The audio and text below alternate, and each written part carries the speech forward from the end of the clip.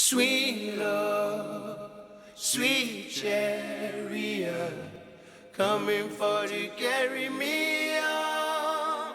Sweet love, sweet chariot, coming for to carry me on. We're now in a part of the historic Carson House, which is dedicated to a permanent exhibit on slavery of African Americans in the upper Catawba Valley. It is the only such exhibit in western North Carolina.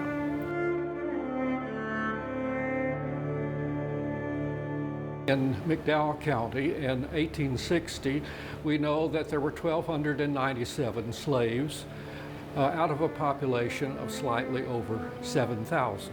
Women were charged with the production of textiles from bringing cotton and wool and flax from the fields to the house where they were turned into fabric.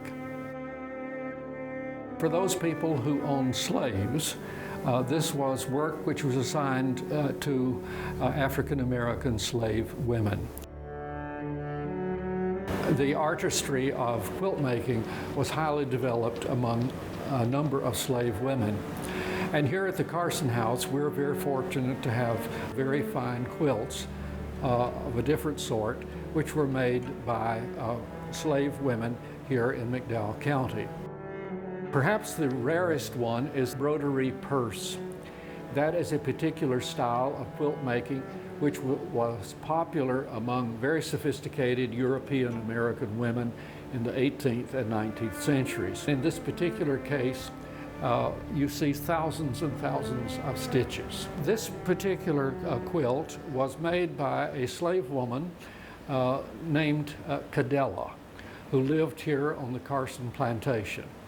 She claimed to be an African princess, and whether she was or not, she was treated as such here on the plantation, and we're told that she was indeed carried around on a sedan chair by other slaves here on the plantation. And so far as we know, she did nothing but work on fine quilt making and other hand embroideries.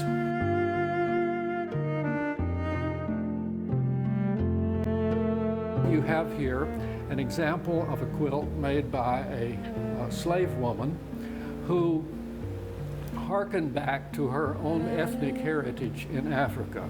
This woman was born here in the United States. She had never been in Africa. But this is a pattern which is typical of Ghana and the Gold Coast in Africa.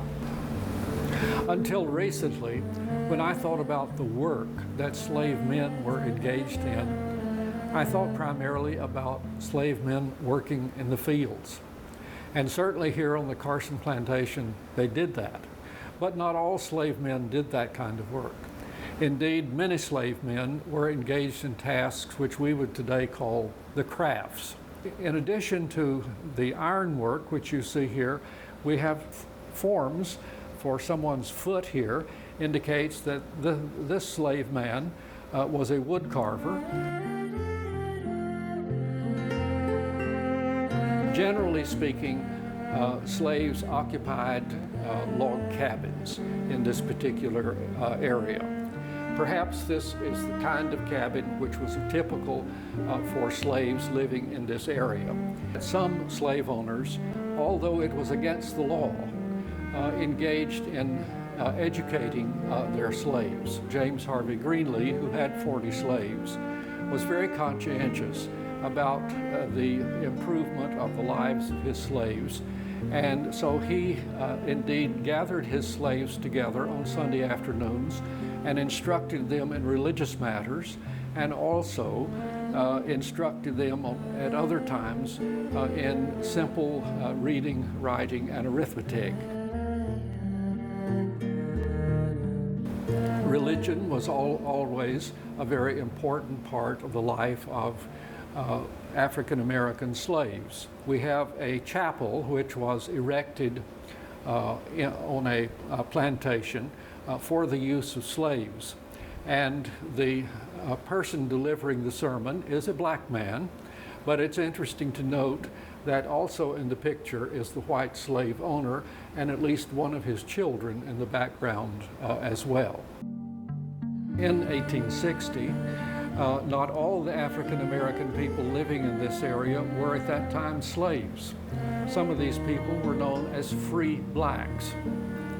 And this area is to indicate something of the story of the some 261 black people in McDowell County who were free blacks. Some of these were given Sundays off by their masters and allowed to collect what gold they could find on their own. And some of these people used the gold that they collected to buy their own freedom. And sometimes these plantation owners who had fathered children by black women granted freedom to their offspring. We know that in the Carson House in the year 1850, there was a woman of mixed blood who was a free black living here along with 3 children. And so we have set up this area of the exhibit as an example of how a free black woman might have lived. We invite all the citizens of McDowell County and historical tourists who come to our county to visit this exhibit. We promise you that you will find it interesting. It is the only such exhibit of African American slavery in Western North Carolina.